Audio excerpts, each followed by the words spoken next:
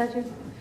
It's my great pleasure to introduce JD, with whom I've been interacting for several years now, but this is the first time that we're actually physically together and rubbing each other's backs, which is so exciting and has been so exciting for many of the others of you in RNA, where it's just been virtual so far. This has been such a cool week for all of us.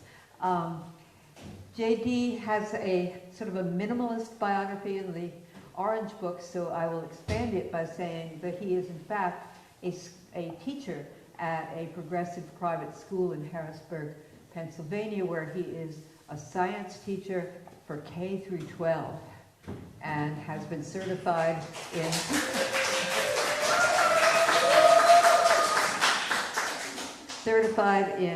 physics, chemistry, biology, ecology. He has all of the requisites for helping our kids get to the point where they can start to think about the natural world in religious terms. What better career than that, hey? And he also does all sorts of other stuff, and he's going to help us with the taking this story and converting it into a religious naturalist response. There?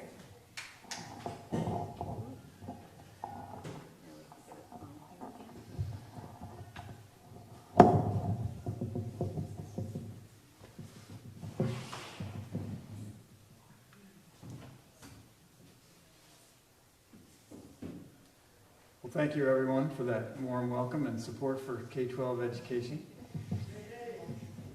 So, a few years ago, Ann and I were very lucky to be able to stand on the top of Haleakala before sunrise and watch the sun rise in the Hawaiian Islands. And as the sun, first of all, it's freezing cold. The altitude differential between sea level and the top of both Mauna Kea and Haleakala is enough. I'm pushing buttons without intending to. Is enough that it's really, really cold up there, especially before sunrise. So we're shivering and, what? Where are these mountains? In Maui, Hawaii. Okay. Yeah. Yeah, I didn't know that. So we're shivering in the dark, and the sun starts to come up, and gradually it dawns, it dawns on us that the sea of whitecaps that we're seeing far, far below us is not whitecaps on the ocean, but the tops of the clouds at their normal altitude above the ocean. So there's something about being on the mountaintop, literally and metaphorically. When you're literally on the mountaintop, the stars are brighter and clearer, the night is darker, and the stars are more crystalline. But then when you can see out, when the sun comes up and you can see out, you have a very different, much more big picture, universal, unitive perspective on all of that is happening down below, the tops of the clouds. So I try to bring that mountaintop perspective as well as I can to questions like the one that brought us together this week. Should naturalism be practiced within religions, without religion, or as religion? And of course, each of us as individuals has to choose one or maybe more than one of those options. And we've spent the week sort of advocating for one or the other of those positions. But I want to take a few steps back and look at the same question from a mountaintop view, one that includes all of us, all of humanity, and try to answer the question from that mountaintop perspective. While preparing for this talk, I needed a break one afternoon, so I hopped in the time machine that I built during the lockdown, and I told the computer to take me to a random time and place. And so it just spit out 1517 as a random year, and it picked some podunk town somewhere in Germany. So I push the buttons, and I land on Main Street in this random town in Germany. And here's this guy striding down the street, carrying a sheet of papers. And there's a purposeful look in his eye, but also a little bit of nervousness I can see in his body language. So I walk up to him, and I fall in beside him, and I say, "Hey, man, it looks like you're really on a mission." And he says, "Yes, I'm taking my 95 theses to the church door, where I will nail them." And I'm like, whoa, this must be Wittenberg. And this guy must be Martin Luther himself. So when he wasn't looking, I snapped a selfie with my iPhone.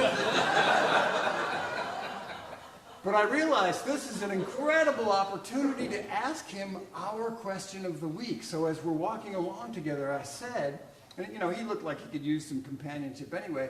So I asked, Martin, are you hoping to replace the church with a new one? Or are you just trying to reform it? Or are you rejecting the church altogether with your 95 Theses? And he stopped walking. And he looked at me like I was nuts. And he said, are you nuts? There is only one Holy Roman Church. Reject it? Replace it? Unthinkable. And he stalked off. Well, that left me sort of pondering what was going on here. And as you know, over time, all three happened as a result. Luther was rejected from his church. He was excommunicated. His followers replaced the Roman Church with the Lutheran Church. And then in time, the Roman Church itself reformed, in many ways in alignment with some of Luther's 95 Theses. And in the years following that, Christianity splintered into now 333 different denominations, all sharing the same Holy Scriptures. The Mormons and Moonies are part of that lineage, and they have additional scriptures that they added to the Old and New Testaments. And that's worth remembering for a little later in my talk. But before we leave Luther, let's note that 22 years after that fateful day in Wittenberg, Luther himself said, and I'm quoting here, "There is talk of a new astrologer who wants to prove that the earth moves and goes around instead of the sky, the sun, the moon. Just as if somebody were moving in a carriage or ship might hold that he was sitting still and at rest while the earth and trees walked and moved. But that is how things are nowadays. When a man wishes to be clever, he must invent something special, and the way he does it must needs be the best. The fool wants to turn the whole art of astronomy upside down. However, as Holy Scripture tells us, so did Joshua bid the sun to stand still and not the earth." End quote. So already in Luther's time, empirical science was posing the question we are trying to answer this week. And the heliocentric model is a great segue to an important point that I need to make this morning. 100 years later, this guy almost got killed for being right about the structure of the cosmos. Another 400 years after him, and every major religious tradition on the planet today accepts his model as a given, with no lasting theological conflicts. Something similar is already happening with evolution, relativity, and Big Bang cosmology, but it takes time. There will always be theologians who work to integrate scientific discoveries into religious frameworks. There will always be atheists who reject all religious overtones of any kind. And there will always be heretics who ground new religious traditions in reality as it is understood in their time. So for humanity as a whole, I think the answer is really clear. Yes.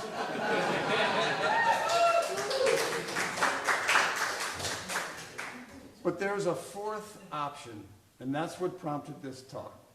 So let's dive in. And a lot of this is going to be givens for this crowd. I'm aware of that. But let me take you through the thought process. Naturalists depend on science to describe and reveal nature. It's our main scripture. It's our source of guidance and inspiration. We still have to interpret it, same as any religious scripture. But science is the prophet, so to speak, for naturalists that reveals truth to us.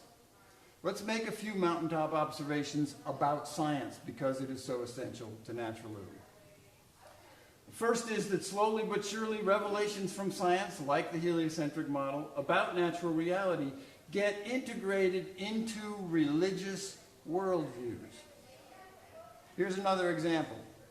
Many advocates of intelligent design today now accept the 4.5 billion year age of the Earth. However you feel about intelligent design, I hope you'll acknowledge that this represents a substantial reform of young Earth creationism. The ID folks are just not quite ready to reject or replace creationism. But accepting the geological age of the Earth represents a huge concession, a reform for biblical literalists. This is inevitable, but it takes time. Science is not hostile to supernaturalism. I know this is IRAS, it goes without saying, but I'm saying it anyway because both sides of the culture war, especially on this continent, both sides of the culture war insist that science is atheistic, but its agnosticism is essential to my thesis today. Now, I know the term supernatural has some connotations and baggage, so I apologize if it brings to mind seances and ghosts and fortune-telling, stuff like that. I'm using it as shorthand for anything that is separate and transcendent from physical or natural reality. I don't mean it as a pejorative, it's just a distinction between the natural, which science can explore, and the supernatural, which it just can't. Science is agnostic, but scientists come from every faith tradition on the planet. The findings of science are open and available to all humanity, whatever their beliefs might be about ultimate reality. So science is interfaith and global. Science, and this is really important here, science does not reduce natural reality to cold, hard mechanics. It doesn't shrink the magical and mysterious down to mundane equations. The magic and mystery are in the equations. But then science also reveals new mysteries, new astonishing tricks up nature's sleeves. And I'm going to pause for just a second to fix that sound.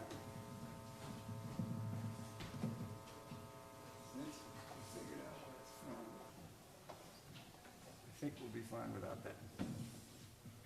I love Marcelo Glazer's book. He was supposed to be here last year, and I was really looking forward to meeting him, but with COVID and everything, he's not here.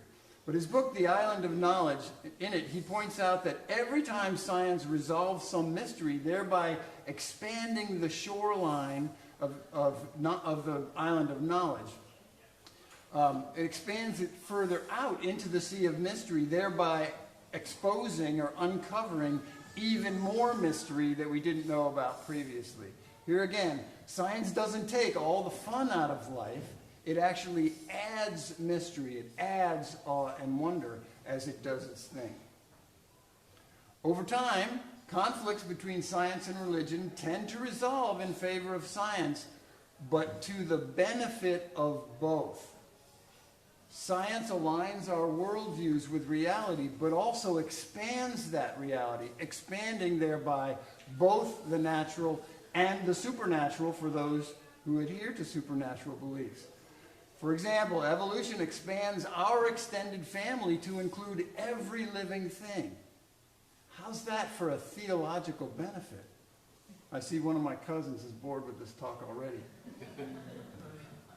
Similarly, compare the God who created the tiny Earth-centered universe to one who made to a universe that is 47 billion light years wide, containing over 2 trillion galaxies. As nature is revealed to be bigger and grander, God grows too, for those who believe in God. Quick summary here. Science revelations eventually are going to get integrated into theological thinking anyway. Science is agnostic, it's interfaith and global. It doesn't reduce reality to whatever mundane metaphors we might have, but rather increases mystery, awe, and wonder, and even like our vision of the cosmos. And science benefits theology.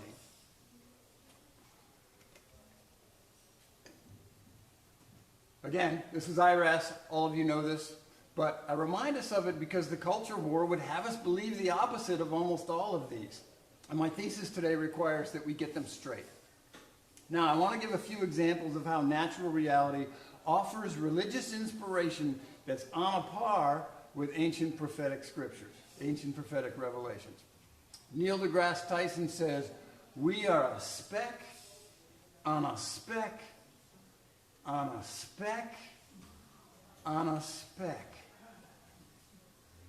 Every time I meditate on the immensity of the universe, I experience an overwhelming feeling of awe.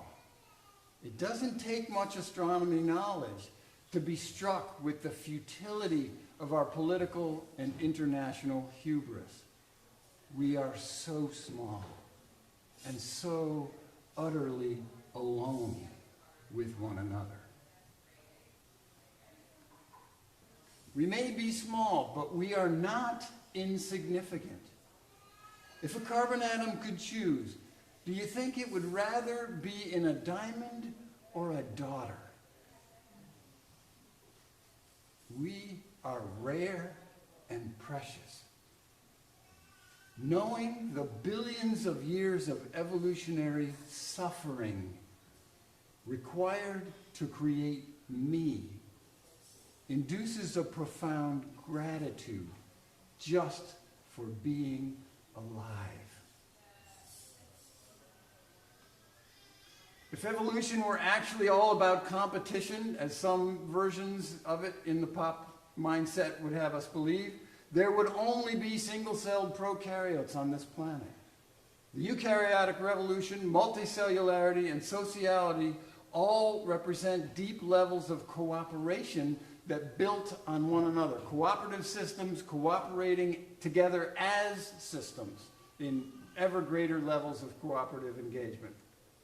So cooperation has proven to be a consistently winning strategy in evolution, and it's obvious almost wherever you look in that evolutionary story.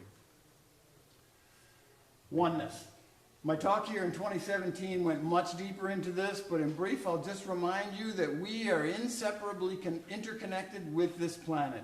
Many others have championed that and offered examples of it this week.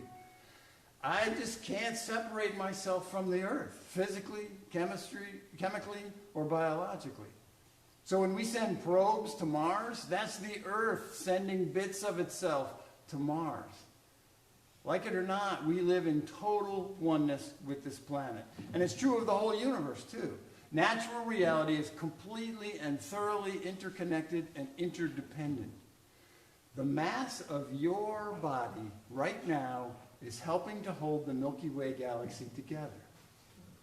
And gravity, electromagnetic radiation, and nucleogenesis, all of these different aspects of everybody's story connect the people in this room to every corner of the universe and every time in its history. We are part of a single universal origin story, total oneness with the universe. There's only one thing here, one story, one being. Ours is a quantum universe, which is to say it is entirely made up of verbs, energy, action, relationships. Macro objects are made not of micro objects, but forces, interactions, relationships. Nouns are not made of smaller nouns. They're made of tiny little verbs. Our experience of reality is often profoundly illusory. Nature has a lot of profound things to say about life and death also. Evolution reveals that death and life are not opposites, but rather intimate partners. Without death, there is no life. There is no evolution. Our deep-time ancestors gave me the gift of life by dying. The dinosaurs are a great example. Here again, heartfelt gratitude is a fitting response to this knowledge. There are endless sources of religious and spiritual inspiration available from natural reality, and this is not news to religious naturalists. So many that you'd have to write an entire book just to lay them out. My attempt at that is in the editing process now, he says from the Shameless Commerce Division. I probably, unlike Sarah, will be saying, please buy my book. The point here is that the findings like this, findings from science, are profound and meaningful, with religious significance on a par with ancient scriptures. I know, this is IRAS, so it goes without saying. And at this point, it may sound like I'm making a pitch for replace over reject and reform. But stay with me for one more mountaintop observation. That, by the way, is real time. That's not a time lapse. Those are evening primrose flowers. Grow some. They're wonderful. Natural reality serves as a kind of scripture for religious naturalists, and science is how we read it. But nature is not the private reserve of naturalists. It is open to everyone as a source of inspiration, religious inspiration. So here's a recap of my key points thus far. Science reveals reality. Science is interfaith and global. Science benefits theology for those who have a theology. And reality works as religious scripture. Taken together, these four observations facilitate a fourth option for the theme of this week: naturalism between religions. I love how Calvin used that same word, rejoice, for a remarkably similar idea in his talk yesterday. Yesterday, 2 days ago. The week is blending together for me. Instead of endless culture wars between science and religion, waged by self-righteous scriptural literalists and arrogant atheists, what if we sped up the integration of science into traditional theologies and offered nature as scripture, as an additional source of revelation, like a New Testament for the Christians? I think IRAS is uniquely positioned to work on that, but we have to know where we stand on the field. And it is a field, it's not a dichotomy, as pop culture would have us believe. And I have some diagrams that may help to orient us on that field. The culture wars urge us to view science and religion as opposing ends of a spectrum, which I've represented vertically here. And I notice that each end of this spectrum is itself a spectrum. So it's not just a dichotomy. There's more going on here. So let's make this two-dimensional to more accurately represent the religious landscape. So here we have two spectra plotted at right angles, vertically from natural to supernatural, with emphases on reason or faith, respectively, and then horizontally from certainty to mystery, with emphases on dogma or doubt, respectively.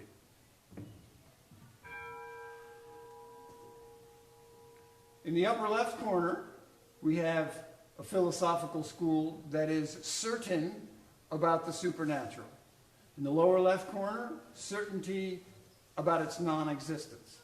In the upper right, we have religious mystics who worship the mysterious and unknowable and universal oneness and things like that we hear from Sufis and Quakers and those folks. The lower right, what about the lower right? Well, that lower right corner is invisible in the public discourse. Religious atheists? It's an oxymoron. Can't exist. No such thing. But that is where the naturalists reside. What about you? Where do you fall on this oversimplified landscape? There are some other qualities I associate with this horizontal spectrum, so I want to just take a moment to offer a few of those, and I'll let you read them while I get a drink. Tea, I'm drinking.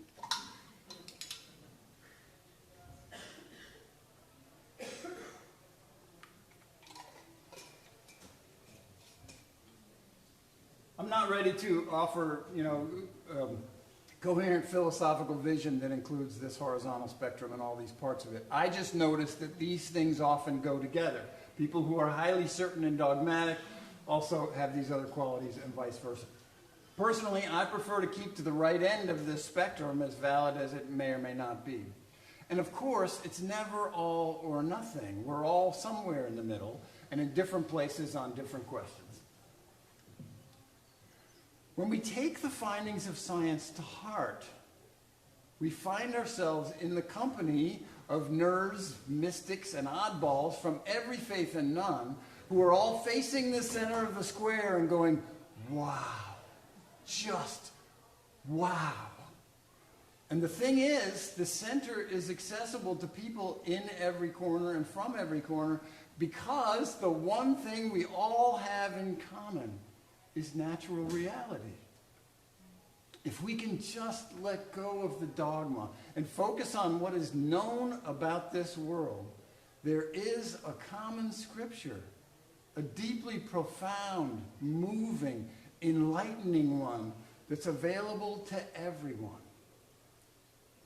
A few years ago, I gave my 7 candles story, or my 7 candles presentation, which is an hour-long exploration of the inspiration I find from the findings of science.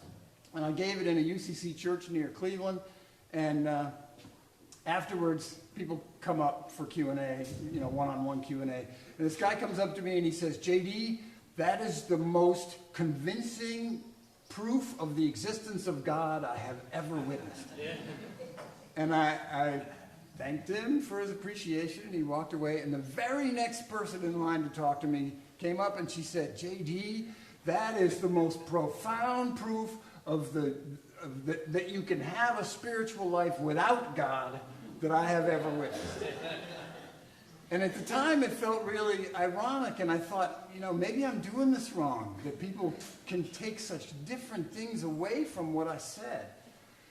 But I think what actually happened is that he came from this corner, and she came from this corner, or maybe somewhere down here, in the middle of this side, but they were able to spend 1 hour together in worship on the common religious ground of natural reality.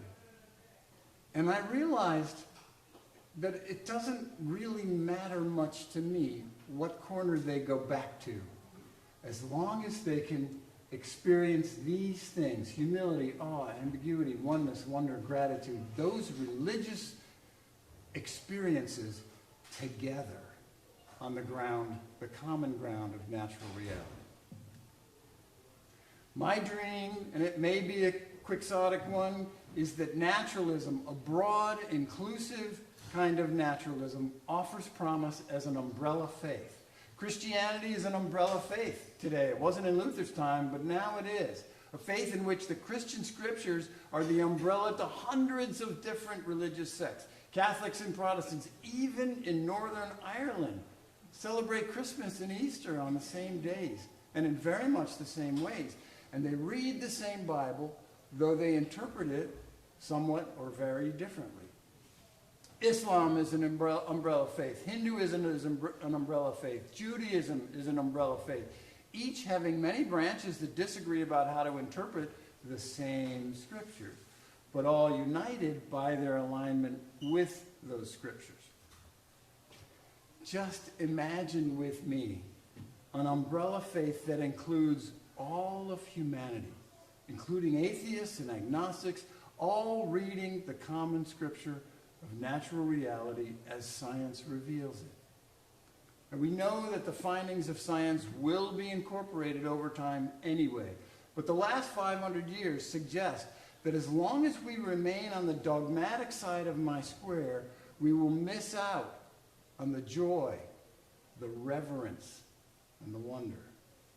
We'll be stuck arguing cold, hard reality versus the magic and mystery of traditional religion. It's not either or. Martin Luther probably couldn't have imagined anything other than reform. And yet, with hindsight and a mountaintop view, we can imagine not only reform, replace, and reject, sorry, I skipped a slide there, but also a vision that embraces all of them. Just imagine the entire world celebrating the solstices and equinoxes together as religious holidays, and celebrated in various ways according to local cultures and customs. For theists, a day like that might be a reminder of God's power and grace and constancy. For atheists, a day of humility and gratitude. To me, those sound kind of similar. But they can celebrate together an event that is both deeply grounded and fully celestial, bringing their own words and interpretations to it. This is the interfaith promise of science. As it reveals the hidden workings of nature, it also offers up the profound religious inspiration proffered by the one scripture we all share, natural reality. The people in this room are uniquely positioned to offer this perspective to the world. So let's talk about it. Thank you.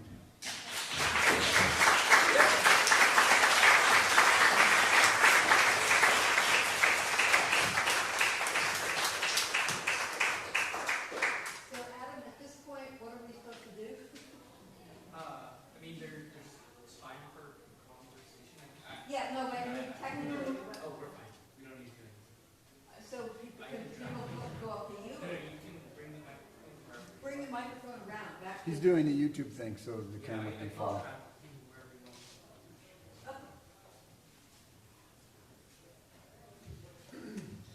So Jeannie, that was beyond belief. I only, no, not beyond belief. That was beyond fantastic.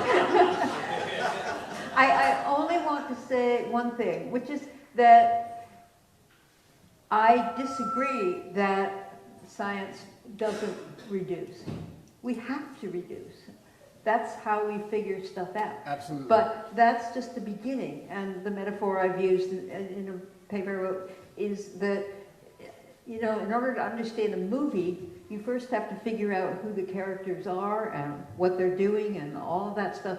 And then you integrate it. You put the plot together. You put the people together. But reduction is essential to finding out the parts. Absolutely agree. Yeah, what science does and has done is take nature apart into ever smaller pieces to really see them in very high resolution. Yeah. And now we happen to be alive at a time in history when we can not only start putting those pieces back together, but they all fit into one single grand narrative with extremely high resolution. We can really see, if we know enough, each of us as individuals can see from the smallest scales of reality all the way out to the edges of the visible universe in a way that our ancestors couldn't possibly have done that. So just change that one slide a little bit, and I'll be totally happy. Here I go. Thanks. So one of your qualities, I don't know what you call them, is ambiguity. Yeah. And it seems to me that something that traditional religion gives people that naturalism doesn't. I think that ambiguity is hard for folks. And people, part of what traditional religion gives is a certainty about things that is much easier to live with than ambiguity. I agree. I would like to think, and maybe this is the idealist in me, that as humanity matures, we will become more comfortable with uncertainty. Because the truth is, and history bears this out, our quest for and our grasping at certainty has always led us astray. We get certain about things that are inherently uncertain, and then we do bad things. We act badly because of it. So, yeah, that's part of the reason I think the answer to the three questions is yes. I think for a long time, maybe forever, there will be lots of people who just can't handle uncertainty and need to have something, some rock to cling to. But reality is a river, not a rock. And I think it's on us to seek that and try to become as comfortable as we are able with the uncertainty that is just is.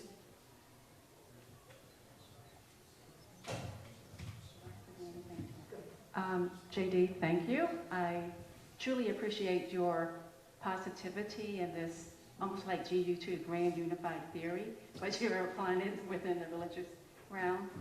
One is a comment.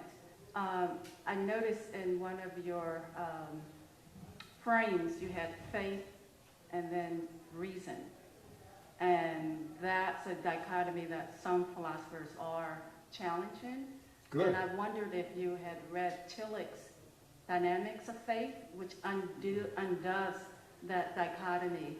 And he has a more existential mode of understanding faith where it's a modality of openness so that you don't have conflict between what has been traditionally known as faith and traditionally known as reason. So he might be someone interested to read around that.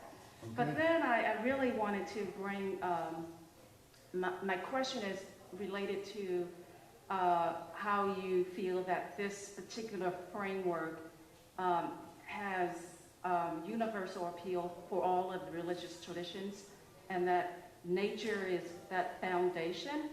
I think that in terms of ritual, it works and it's beautiful, but I'm wondering about when you get to ethics, this is where a lot of religious traditions actually have conflict.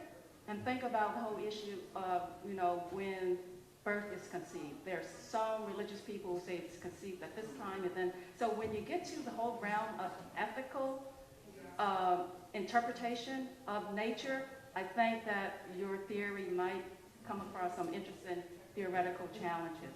So I wonder if you could address that. Yeah, well, I'm not sure what you're referring to when you say my theory. I didn't have such lofty aspirations, but What you presented. yeah. Well, I think ethics and moral, based on talks earlier this week, but also on a long-running dialogue on RNA-Net, it's difficult. It's really difficult. It's slippery. There are real dangers in trying to extract moral lessons from natural reality.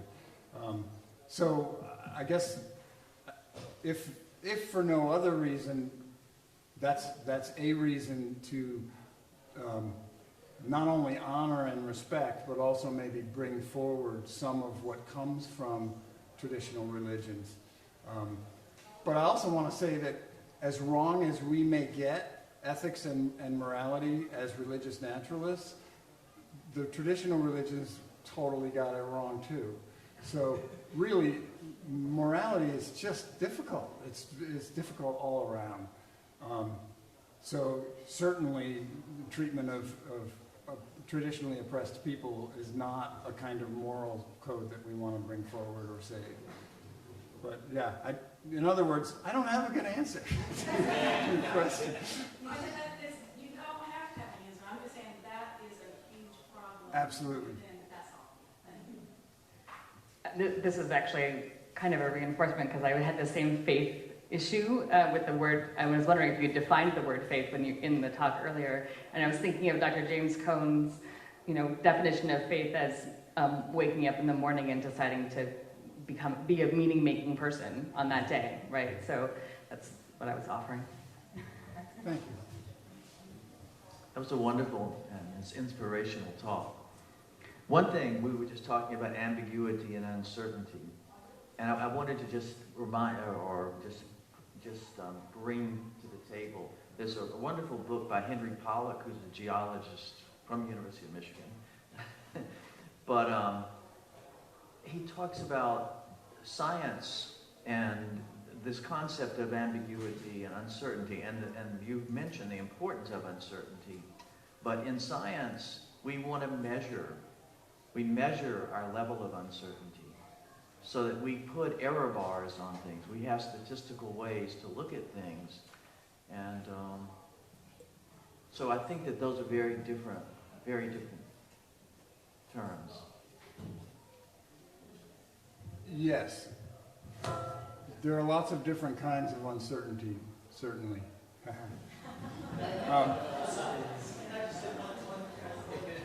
But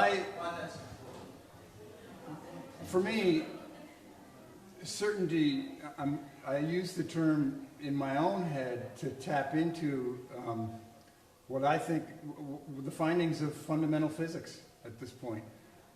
All of this stuff is built out of stuff whose nature, whose existence is inherently uncertain. This is built out of things that when they're acting like particles, you cannot tell both their momentum and their position. There's a built-in, I mean, it's Heisenberg's uncertainty principle. I don't need to review it. So I would just say at a different level, what I'm saying is uncertainty can be used by the press to undermine global warming. For people that feel a need for certainty. Scientists can't say with 100% certainty what the cause of global warming is. And so therefore, it has nothing to do with humanity. It has nothing to do with our burning of fossil fuels. Yeah, you're. Because you can't say with 100% certainty. And that is actually, those kind of things are used to the detriment of all of us when they start to be misused. Right. Any truth can be subject to political spin. Yeah, I don't think I'm understanding you, but we could talk.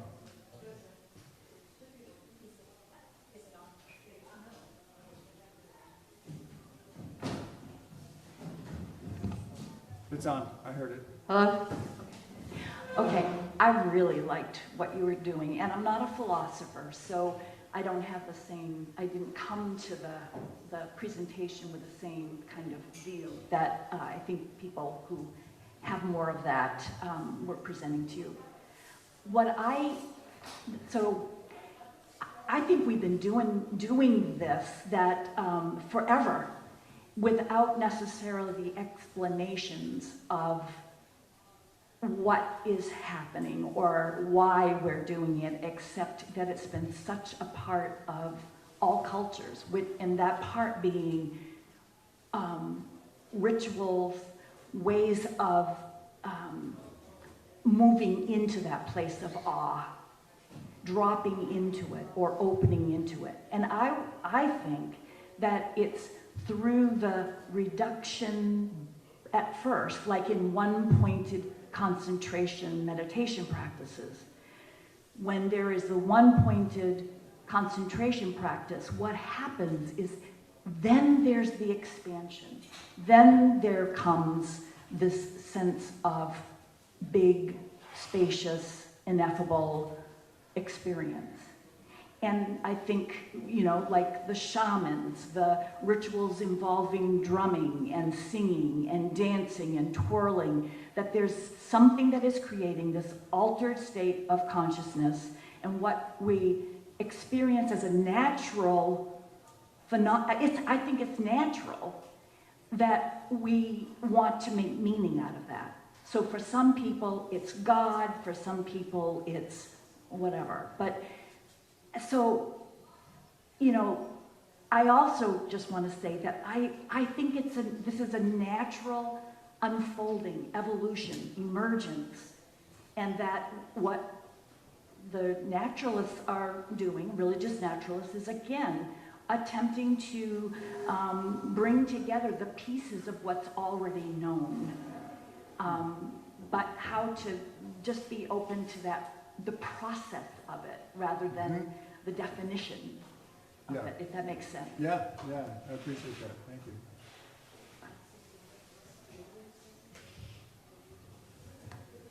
Thanks, JD.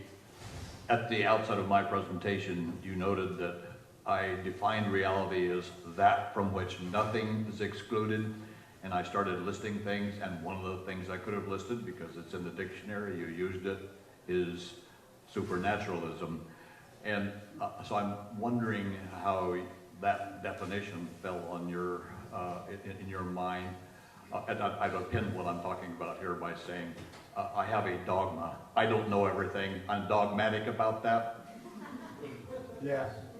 I think a lot of these discussions come down to definitions of terms, and terms like religion and religiousness and religious and spiritual and spirituality and spirit are very slippery, and people use them in vastly different ways. So it's really important that we sort of define our terms. I really appreciate Michael Dowd's language around ultimate reality. That, when you ask the questions that Wim asked this morning, like, okay, if God created everything, then where did God come from?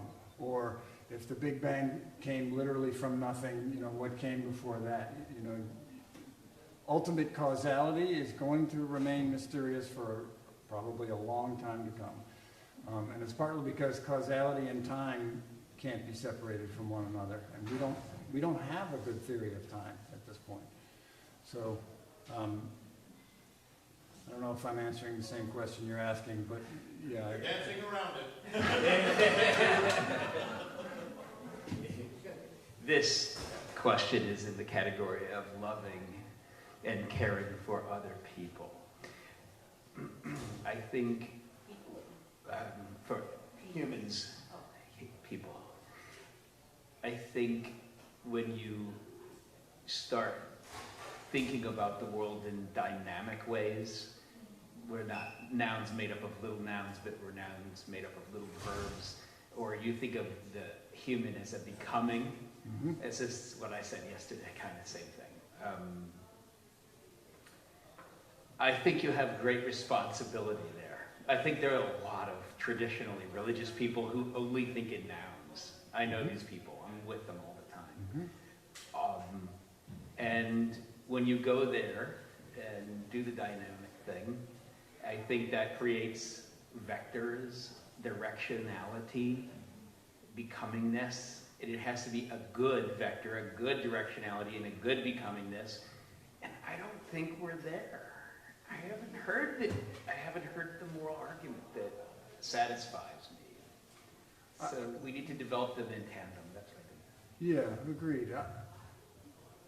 I think philosophy, and I'm not a historian in these fields, so maybe someone will correct me, but it seems to me from my very shallow understanding that after Newton, the metaphor of the universe as some sort of clock, some sort of mechanism, influenced philosophy and continues to.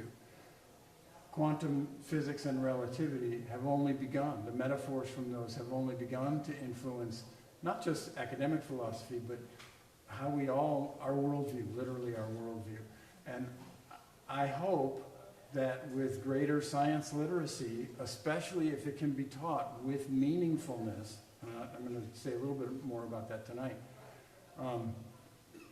those metaphors will find their way into our consciousness much sooner than 500 years. We don't have 500 years at this point. But the universe, to me it seems clear that the universe is a process, not a thing. And as you're saying, that's not how most people think. And the people who are even thinking that might be possible to think that way are a minuscule percentage of the population right now. But it's based on, when it's based on science, it's inevitable that it will become the dominant paradigm just because you can't refute it. You can't. Right now, there is no argument against Einstein's relativity. There just isn't. So it just takes time for people to get that and have it influence their thinking so that they can start to see not only the natural world, but the supernatural world, for those who believe in one, as more of a process than as an object. And obviously that's happening to some extent. Comes with responsibility. Once again, I danced around your question, but More of a comment than, but I think it important. First of all, you want the job done, you get a K through 12 teacher to do it. I really liked how you began with the answer yes and got us thinking about how, like it or not, religious naturalism or naturalism is making its way through time, through all the religious traditions. There's one place where I tweak something, but I hope it's for the good. Galileo didn't almost get killed. They just put him under house arrest. Everybody in this room just went through a kind of house arrest for a year, and we came out the other end okay. So, whether it's within religion, without religion, replacing religion, we really need to keep at it. But you started to drive, it's the time thing that bothers me. Right, so, how much time is left to get this right, to make a difference? Yeah, religions change. People tend to think of them as static, but they're not, they change. And natural reality catches up with them take some time. But what do we do? So I'm telling you, you don't have to be worried about house arrest. You've already done that. You're okay. But what do we need to do to speed up the time scale? Teach. Yeah. Okay, one more, and this is from Mrs. Stillwater. Ms., please. Yeah, I'm Ann Stillwater, spouse to JD. And earlier this week, and I can't find my notes about it, but somebody talked about a scale of a wellness scale and people's beliefs, and they talked about people believing that I have things to learn. I want to see what I'm doing wrong. You know, where can I grow? And I think that most of the people here are on that scale, are high on that scale, and we all probably know some people who are low on that scale. What I really like about JD's take is that building connections is the way to go forward, I think. Because if somebody I love who has is in a different corner from me, if I can build connection with them, then I am human and I become more valuable. And so letting go of the dogma and letting them believe what they want to believe and not arguing with them about it, but looking for the ways that we can connect as human beings. So that's, I think, how we're going to get to oneness and connection, and not trying to tell them that whatever this belief is or this ethic is wrong. So thanks for letting me know. Connection is how it happens. And Ann's comment reminded me that AAAS has a program called Science in the Seminary. Have you heard of it? They have scientists that are assigned to sort of mentor seminaries so that people graduating to become clergy have a better sense of not only the science but the meaningfulness of it, so that they can share that not just in classrooms but in their ministerial work. What kind of seminaries? I think it's all different kinds, yeah. So it's time for lunch. Thank you so much, JD, for this, and he will be joining us again this evening to sort of give another pulse.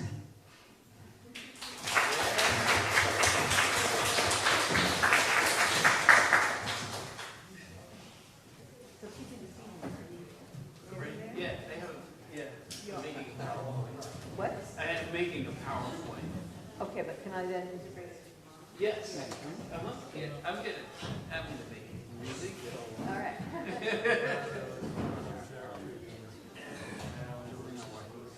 Okay. Yeah. One of the things that I had a friend of mine who was talking about says that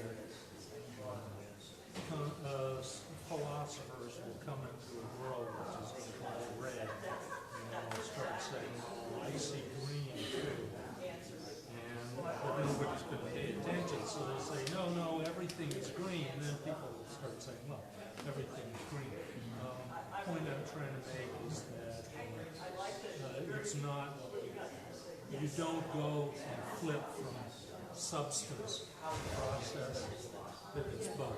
Well, the universe did exactly the opposite. In the first 10 to the minus 34 seconds, there was only energy. There were no nouns of any sort, all just energy.